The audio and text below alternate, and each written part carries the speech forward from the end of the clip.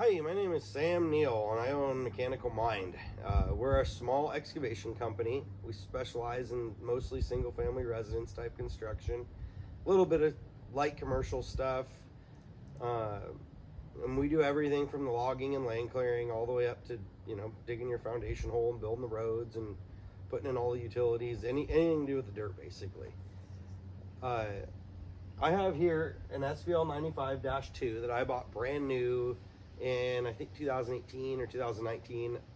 It's got about 1,200 hours on it, and I'm getting ready to trade it in. So I wanted to do a little video on the things I've liked, the things I've disliked, the issues I've had with it, and kind of overall what I think of it. So I guess overall it's been a pretty good machine. I like running it. The controls are really nice. They're really precise. Really responsive. It's got lots of power. I have no complaints with that other than running the mulcher. You kind of always wish it had more power, but that's kind of the nature of a mulcher. You never really have enough power running those things. Anybody that says, like, any salesman, I should say, this says that you can run one on a mid-frame machine is lying to you. They won't do it very well. High flow or not, because their high flow is a lot less than these, and it's just not adequate. That being said, I've liked it for that. It's very comfortable. It's just a really a nice machine to operate. I have had a few issues with things with it though. One major issue I had was it was under warranty luckily, but the DEF injector leaked, pushed DEF through the entire wiring harness and got into the ECU, and it was a major machine malfunction. I barely got it on the trailer before it died completely. It threw a bunch of codes, was freaking out, wouldn't hardly go anywhere. I managed to limp it up on the trailer and tow it to the dealer. Now that's one of my other complaints with Kubota, at least in Washington State where I'm at. The dealerships here, we have a good one where I bought this, is Skolton's. Their stickers right there. I really like dealing with them. But they're a long ways away from me. They're 4 hours away, I think. 3 or 4 hours away from where I'm at. And pretty much all of the other Kubota dealers in this state are tractor dealers that sell, they construct a little bit of the construction equipment, but that isn't really their focus.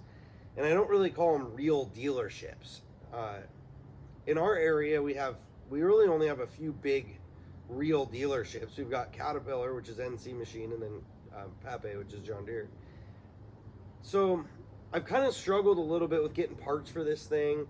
When the DEF injector thing leaked, it was down for, I want to say 6 weeks or more, and they did a really nice job replacing it. I have no complaints with Skolton's at all, other than that they're a long ways away from me.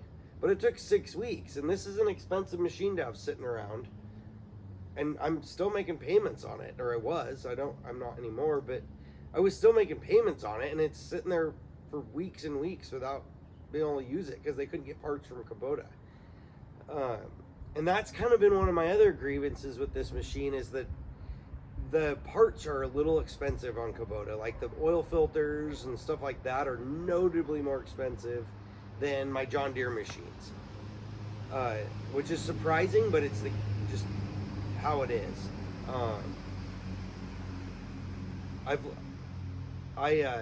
The other issue I had was more recent.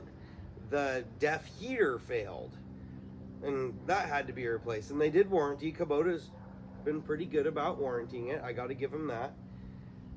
And I took that to one of the more local dealers, and they were nice, and they did an okay job. It was a pretty easy job. I am also a diesel mechanic. That's where I started my career in construction, and I worked for the John Deere dealership here. I was a real dealership mechanic.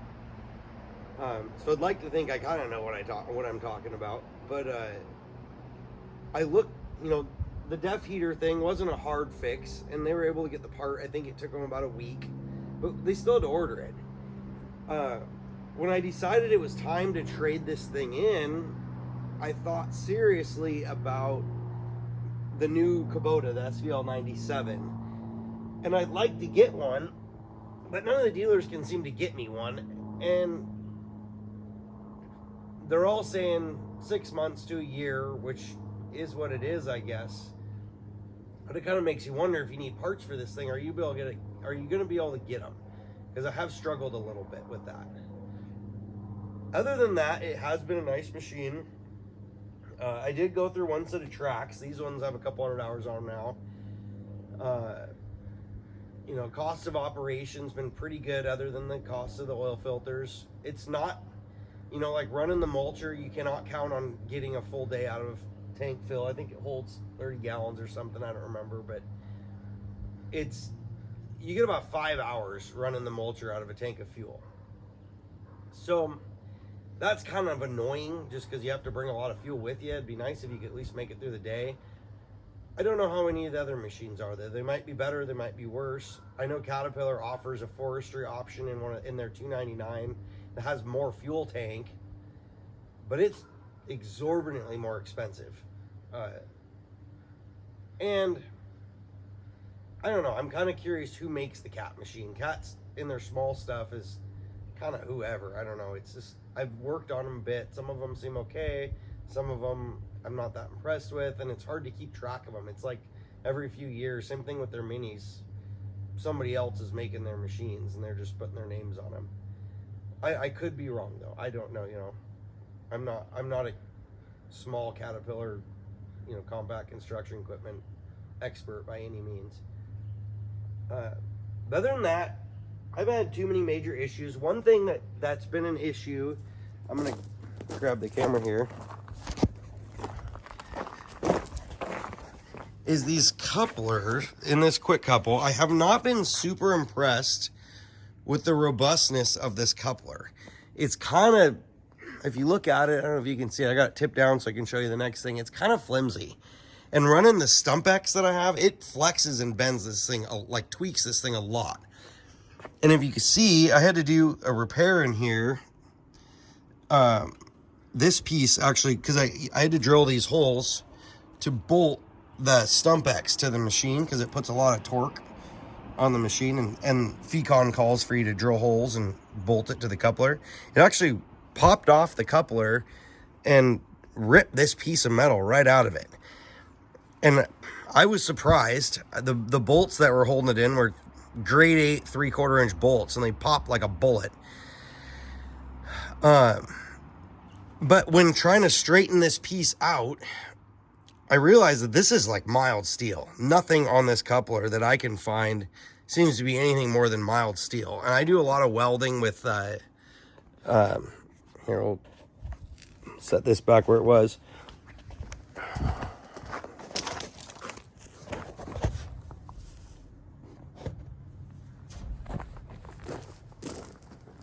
I do a lot of work with the, you know, low alloy, high yield type metals like T1 and AR500, and like actually right behind you for the dump truck, that's actually both of those metals right there. And I've worked with it a bit, and looking at this metal, it's definitely mild steel. I was able to pound that piece of metal out without much trouble, which was almost kind of concerning. Like, yeah, it's nice I can pound it back out, but it's so soft. It was sort of surprising, to be honest, for a coupler on a machine with, especially one of this stature, that they would use mild steel in that application. And you can see the edges of this thing are all like rounded off, and it's just, you know, I'm sure most of this is made out of some sort of better grade of metal, but the fact that the coupler isn't, it's kind of surprising, but it is what it is.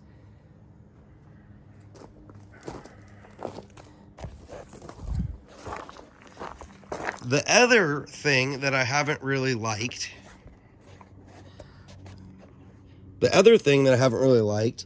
these things, so these pivot on like a little post, a female threaded post that sticks up about that high. It's like butts up to the bottom of this. Well, partially probably because this is all mild steel. They rust together. And this is Washington. We get a lot of moisture on here, so that could be an issue. But they rust together. These two halves would get stuck together, and then the coupler doesn't want to work. This little cylinder it works off pilot pressure, I'm pretty sure. It doesn't have a lot of power, and it doesn't need to if these things are working freely. But on more than one occasion, they've seized. And actually, this one And see, I take it apart, I lift it up just a little bit and slobber a bunch of anti-seize in there now every once in a while trying to get it apart because it had like seized together because bucket had been on it for, I don't know, maybe a month, but it was wintertime. This post broke off. I had to weld that back on, trying to get it apart. And I know it's kind of bent looking, but it's all fine now. But that was kind of disappointing. Like, this whole thing is kind of cheesy in here. I'm not real impressed with this coupler as a whole.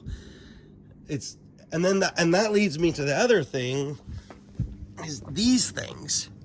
So you got the big fittings, which is something the John Deere doesn't, the 3/4 inch fittings, and these are actually Stucci's. I've replaced these with Stucci's, which are a lot better coupler. They hold up a lot better. The flat face ones that were here, they bernilled is what the term is called, where they mushroom out with the weight, and it's mainly caused by the impact loading on the hydraulic system and the weight of the big hoses from the mulcher flopping around. It like mushrooms the head of the fitting out.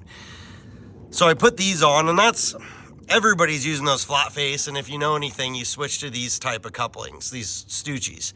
That being said, these small ones, see, these push in, which a lot of the machines are doing this now. I can't do it from where I'm standing here.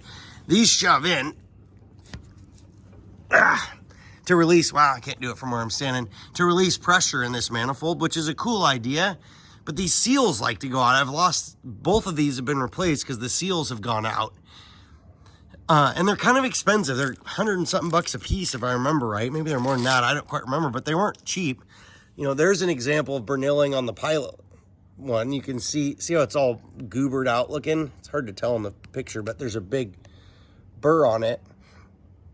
I have to file this thing all the time. So this is and this thing, I think they wanted like $200 or $300 for this fitting. Don't quote me on that, but it was weirdly expensive. So that was kind of disappointing too. So I didn't buy this one. I just keep filing this one down as needed to get the fitting on and off. But just the parts on this thing have been kind of surprisingly expensive. And I haven't ran into that with my John Deere excavators and stuff like that. My John Deere and my Komatsu have been a lot better about that. I have 2 excavators. I don't know if you can see me, but the rest of the machine is pretty good. The cab is fairly well sealed up, but when it's really dusty and you're running the mulcher, it gets a lot of stuff in it. And honestly, even just sitting in the rain, the front door leaks right along here. Water runs down the front and it leaks right in here and gets the inside of the cab all wet. It's kind of dirty in here right now, so don't judge. But we do keep our machines, we try to keep them pretty clean. But they get used. They are work machines.